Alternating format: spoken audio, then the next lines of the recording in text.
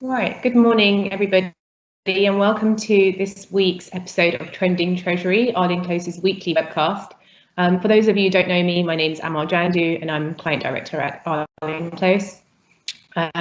So this week we have Zoe Jankel from Moody's Investor Service joining us to speak about local government credit. Zoe is a senior analyst within Moody's sub-sovereign group and responsible for ratings on a portfolio of local authorities, housing associations and other government-related issuers within the UK. So before we start, just a few bits on housekeeping. So please make sure your speakers are on, of course, your cameras and your microphones are off. And there is a chat box on the side. If you have any questions, please pop them in here and we'll be more than happy to pick those up towards the end. So thank you very much for joining us this morning, Zoe. How are you? Yeah, I'm doing well, thank you. Thanks very much for having me. No problem. Have you woken up to some snow, more snow where you are as well? A little bit, yeah. It hasn't really settled, but it is quite icy. Yeah, I think certainly mornings like this, I'm quite happy to be working from home. So yeah, definitely. So let's kick things off. So I thought a good place to probably start is if you could please give us an overview of the local government issuers rated by Moody's and perhaps focusing on local authorities in particular, please. Yeah, sure. So our sub-sovereign coverage in the UK is fairly extensive. So we cover 41 housing associations, and we have 6 rated UK local authorities, 9 rated universities, and then we also rate TfL and the Wellcome Trust, and we have 1 pool financing rating for blend funding, which is a debt aggregator for the housing association sector. Okay, and just looking at, I think on the following slide, we've got some more detail on the local authority ratings. Yeah, so the local authority ratings are, as you can see, they're quite tightly concentrated. So we have 3 that are rated at the same level as the UK sovereign. So that's Cornwall, Guildford, and the London Borough of Sutton. And then the others are rated within 1 to 2 notches from the sovereign. And that kind of gives an indication as well of in terms of how we see the sector and its credit risk. So we do see that the local authority sector is very tightly kind of concentrated with the UK sovereign, and its tight links and high degree of centralisation means that ratings in the sector are pretty close to the sovereign's rating. And what would actually sort of differentiate the ratings? So from here, we can see that there's a 2-notch difference between the sort of higher rated and the lower rated. What differentiates from one another? Yeah, so the main differentiations are around debt levels and usually around budgetary performance and reserves levels. So if we look at a issuer like Warrington, they have quite high debt levels for the sector, so around 300% of operating revenues, and they also have quite a high degree of risk in their capital programme. So they own a lot of commercial property, and they also have some kind of more other different types of commercial projects which we consider to be riskier than typical local authority infrastructure projects. So that's really the main reason for that dispersion. Okay, and in terms of how the ratings are actually calculated, is there it'd be good to have an understanding of, I guess, like the qualitative versus the quantitative weightings between them, you know, how much is based on things like the balance sheet metrics versus the local economy, etc. Could you speak a bit more about that, please? Yeah, do you want to just turn to that slide on the methodology? So Yeah, so I'll just give a bit of an overview of how we, of the methodology that we use to assess credit risk in the sector. So it's a 3-step rating process. So 2 of the steps involved are to assign the baseline credit assessment. And then the last step is what we use to assess the likelihood of extraordinary support from a higher tier government, which in the UK is the UK sovereign. So the baseline credit assessment is made up of 2 factors. So the first one is the idiosyncratic risk. So that's where we look at the economic fundamentals that of an issuer. We look at the institutional framework which governs the sector, the local authority's financial performance and debt profile and governance and management.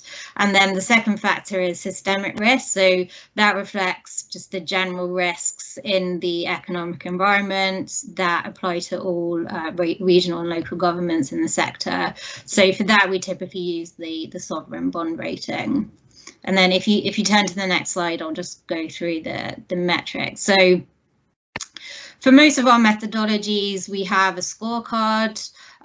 So this really acts as the starting point of our rating assessment.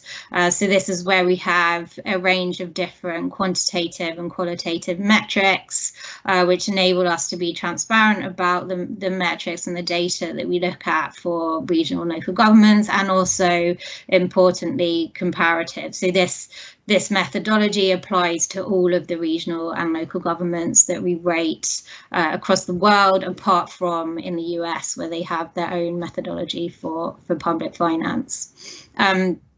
So as it says here, the scorecard is the starting point of the assessment. So we always use the scorecard, but sometimes we might notch up or down for factors that aren't included in the scorecard.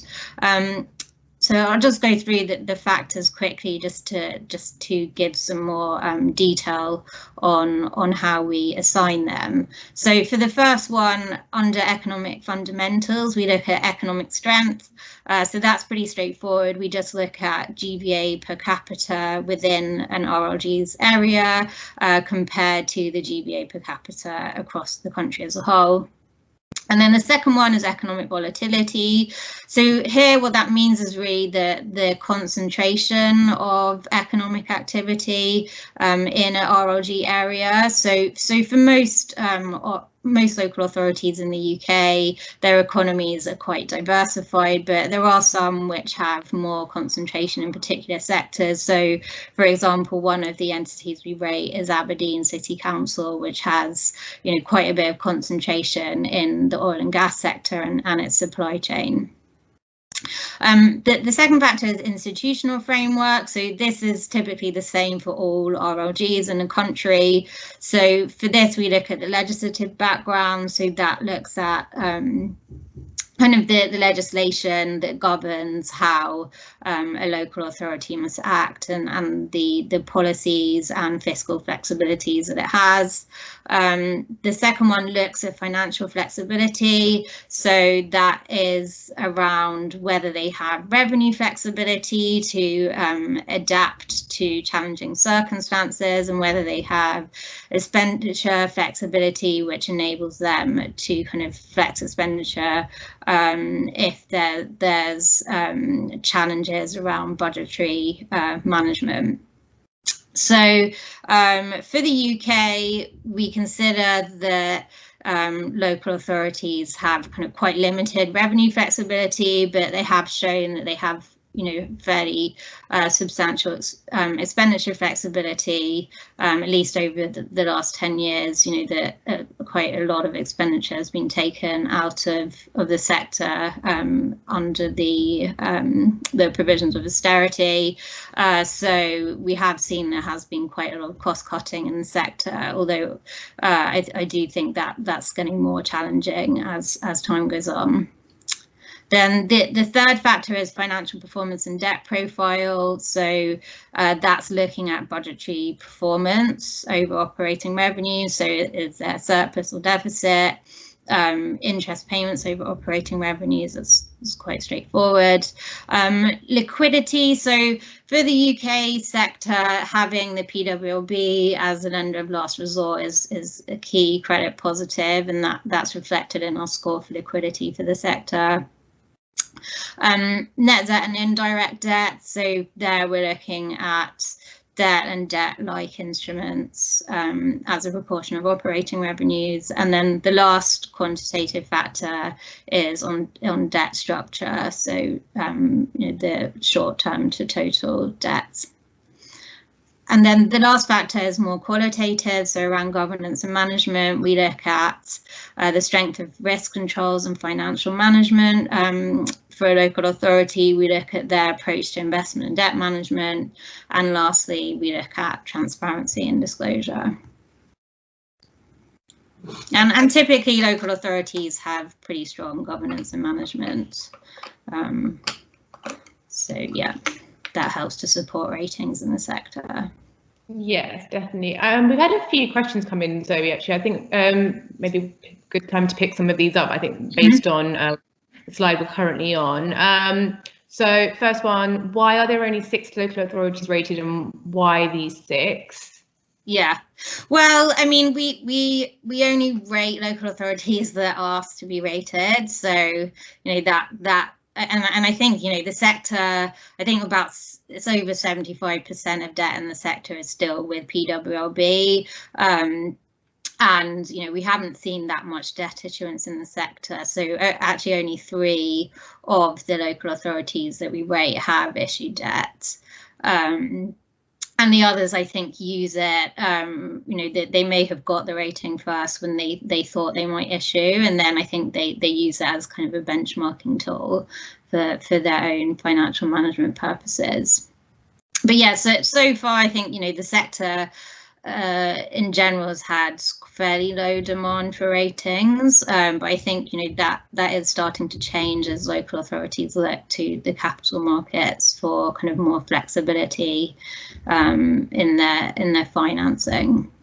Yeah, and we've definitely seen more of that over the past year with things like the consultation and the rise in PWLB rates, which we saw, which has of course come back down now, but the margin increase certainly meant that alternative funding was something that local authorities were looking at. So certainly an area where I think that we'll perhaps see more ratings for local authorities.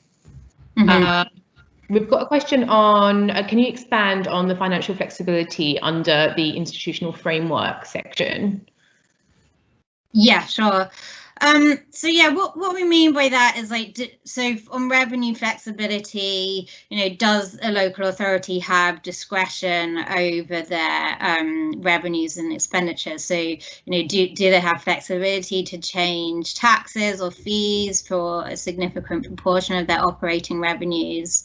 I think, looking at local authorities, it's fairly clear that they don't have that. So there is some flexibility over council tax, but otherwise, there's quite limited revenue flexibility. But then on expenditure, I think, we're also looking at do they have the ability to change kind of both the level and also the nature of spending? So can they cut public services or change service standards on a large share of operating expenditures? So we have seen that local authorities have been able to cut quite, significant proportions out of services, but I think that is getting more challenging, particularly for upper tier councils where, the majority of what they do is social care, and obviously with demand-led services, it's much harder to cut expenditure. So, what we've seen more is service redesign, which I think has been successful, but is becoming more challenging, particularly in light of the pandemic, where demand is clearly increasing. So yeah, I think we give local authorities in the UK a score of 5, which is the middle score for that factor. Whereas if you look at, for example, Nordic countries, that you can see municipalities in countries like Sweden and Norway have, significant revenue flexibility, so that, they collect income taxes locally and can change rates. there just isn't that flexibility in the UK. Okay, thank you. That's interesting. Okay, well, I think we'll touch on one more question, then we'll move on. So, question from one of my colleagues actually. So, how do Moody's view the recently announced capitalisation directions? Is it a strong sign of support for the sector? Yeah, so for local authorities, we give a high level of extraordinary support. So we have 5 different buckets, and high is the second highest. So we also have a very high, which we give to Transport for London and Oxford and Cambridge universities. So for local authorities, we have seen support given to them. I think, as your colleague said, that it's not really in the form of cash. So it is more like a capitalisation direction or sending in commissioners to help transform management and governance, and and basically ensure that a local authority can balance its budget. But I think, support doesn't have to be financial. It can just be helping them to get on a kind of more sustainable financial footing. I think the only thing with capitalisation directions is like they're kind of one-off. So they might mean that the Section 114 can be ended in that particular financial year, but there'll still be a challenge of sustainability. So I think they're kind of a short-term measure, but obviously once those reserves are used, that they still have to make those cuts. So I think that's it remains a challenge for those local authorities.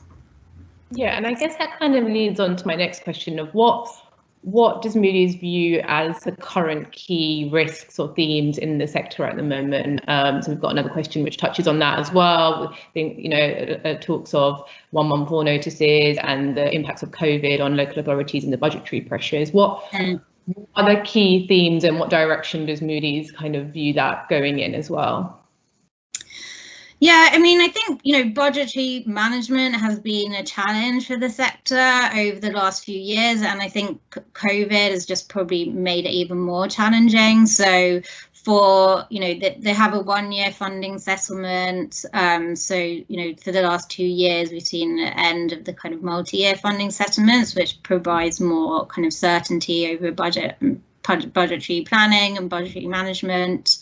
There's clearly significant funding pressures for the sector. So with lower revenues and higher expenditure, that's clearly a challenge, for them to be able to balance budgets. But then on the other hand, the sector still does have pretty good levels of reserves. Certainly the majority of the local authorities that we rate have kind of healthy reserves levels, and also have shown that they have been able to manage in a challenging budgetary environment. But COVID is clearly a big issue for the sector, and I think we've seen one local authority issue a Section 114. It's hard to say whether there'll be more or not.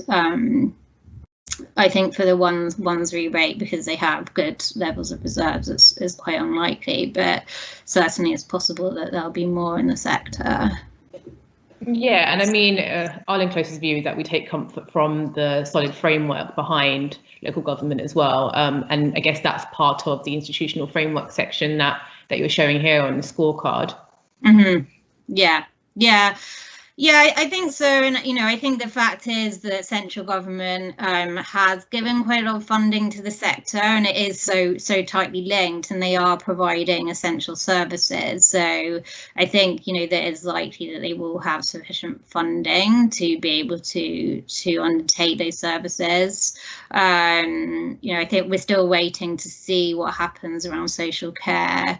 I think that's been maybe like 4 years now that the social care green paper has been promised, and it's fairly likely that there'll be some kind of transformation in the way that it's funded and undertaken in the country, which will obviously affect local authorities. But yeah, I think that's probably, that's been the main challenge for the sector for a number of years. Yeah. Yes. Something, just to go back a slide, actually, something that would be interesting. So looking at the likelihood of extraordinary support from government, so you've got there at the bottom the current range being that high support. What would essentially affect that, and what would move that away from that 2 to 3 notch uplift that it currently is at?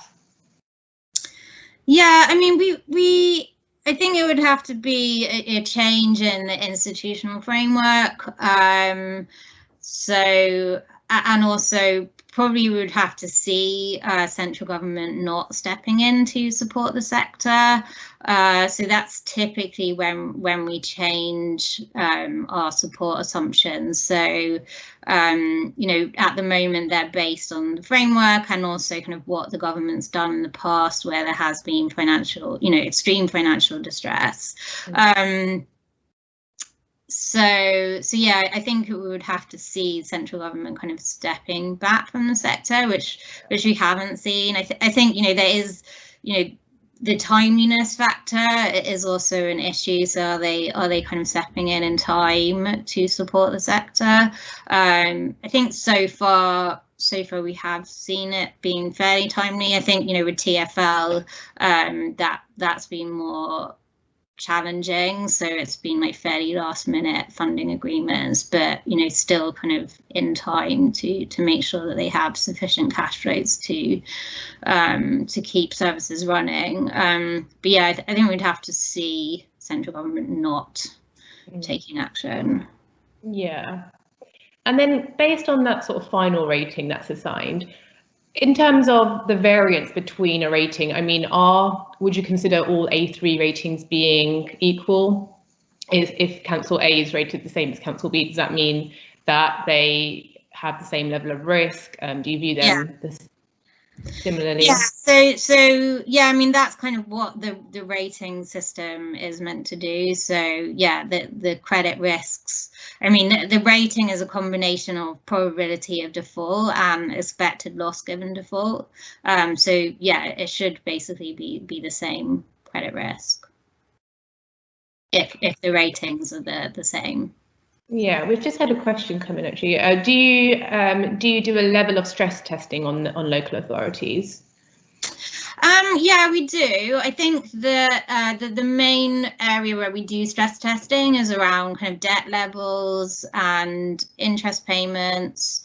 So I think often, you know, we see in capital programs that local authorities are quite ambitious. So, you know, they might be planning, you know, large projects and showing debt going up significantly over the medium term, whereas in, you know, what happens in practice is more that, you know, the projects actually take a number of years to get approved, and then, you know, they move much more slowly than was anticipated in the medium-term financial plan. So we do some kind of analysis on, you know, what we think will actually happen. Compared with, you know, the medium-term financial plans, but in general, you know, we're kind of using what the local authority is expecting. So we do some stress testing.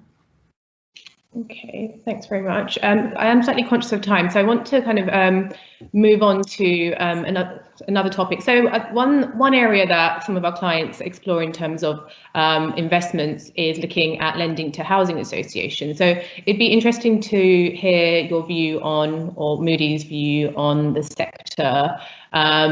In particular, you know, is the methodology applied in terms of ratings the same for local authorities as it is to housing associations? And I guess, you know, what are the similarities between the sectors and your view in general?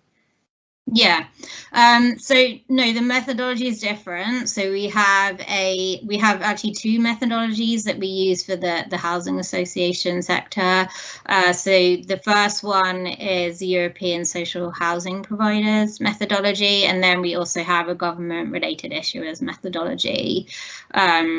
So we use two methodologies for that sector. In terms of similarities, I mean, they also have links to central government through policy and rent setting and capital grants. We give a strong level of support for housing associations, so that's a notch weaker than local authorities. It's highly regulated, so we have all the regulations governing the sector, and that's what we look at when we review that institutional framework. The sector as a whole, so we published our outlook for the sector a couple of months ago, which we think is stable. So there are some credit challenges in the sector, so particularly around rent arrears, which have increased a bit over the last year due to the pandemic, but we are expecting them to increase further as some of the financial support, particularly for employment, kind of tapers off this year. And the other kind of bigger credit challenge is probably around the housing market. So housing associations over the last kind of 10 years or so have significantly increased their exposure to open market sales and shared ownership, which have more risks around demand than social rented property, which has, I think, it's strong demand in all economic environments. And then it also has all the fire safety costs to incorporate over the medium term, which has been in the news a lot recently. But on the credit positive side, they have very strong liquidity, margins are pretty high. So I think the median in the sector is around like 25 to 30%. And governance is strong. And still, even though they are more exposed to the housing market, that the majority of revenues are from social rented properties, which are pretty stable. So there's quite a lot of stabilizing forces in the sector, and they have gone through quite a bit of kind of policy change over the last few years. So they had a rent cut for 4 years, and they were able to kind of make cuts to ensure that margins didn't deteriorate significantly. So the sector is quite proactive. Yeah, and then I guess linking back to similar question that I asked earlier. So would you view an A3 rated local authority in the same light that you would view an A3 rated housing association, given that the methodology is different? Yeah, I mean, it's still, so yeah, any issuer that's rated at A3 should have, like, when we're looking at probability of default and loss given default, then yeah, the risk should be the same no matter what kind of methodology we're using and what sector they're in. Okay. Thank you. That was really interesting. I've only got a few minutes left, but I thought it'd be interesting for listeners to hear about the actual process for obtaining a rating. Yeah. Is that something you could speak about, please? Yeah, sure. So maybe we could actually just start with the next slide. So yeah, typically, I think, for local authorities, the process is quite straightforward from the local authority side. So whereas with other sectors, a lot of information is private, for local authorities, most of the information is public. And so, we can download all the respective kind of financial information and other information from websites. So typically, we would be kind of commissioned to do the rating. We would then review all of the documents that we need to review, then have a management meeting with the clients, kind of do some further analysis after the management meeting, and then hold our rating committee. So you can see there, like, the process is between 6 to 8 weeks for assigning a rating, and then depending on the rating product, we would then publish a press release and a credit opinion. And then typically, once a year, we would have an annual management meeting at the moment, because the times are a bit more turbulent, we're having kind of more regular catch-ups with issuers, like typically like a call every few months just to see how things are going. But yeah, in a normal times, it would just be like an annual management meeting and monitoring. And yeah, in terms of the product, so like we also have private ratings and public ratings. So private ratings wouldn't be published on Moody's.com, but typically they could be used to, for if it's more like a private placement that an issuer is looking for. And yeah, and then converted as well. So if a client was to obtain a private rating and then later decided they wanted to make that public, is that something that can do? Yeah, we do that fairly regularly. Yeah. Okay. So yeah, so it's quite straightforward. And then yeah, the slide before was more looking at kind of how we what ratings are. So ratings are forward-looking, so we're looking typically over the next 2 to 3 years to see how metrics develop over time. So when we're looking at that scorecard, we're not just looking at 1 year, we'd be looking at the past 5 years, and then kind of what's happening over the medium term. So we're really looking at future financial performance and risk appetite. So yeah, that we're looking at analysis over, say, like 8 to 9 years in general. Okay, thank you. That's probably a good place to stop, actually. I'm conscious of time, but thank you very much, Zoe. I certainly found that interesting. I hope our listeners did as well. So please tune in to our webcast next week. We'll have colleagues David Green and Mark Solo speaking about the SIPA consultation, so very timely and topical, so please tune in for that. I can't see any more questions. We'll hang on for another minute or so, but otherwise, thank you again. Thank you, Zoe, for joining, and we'll see you next week all.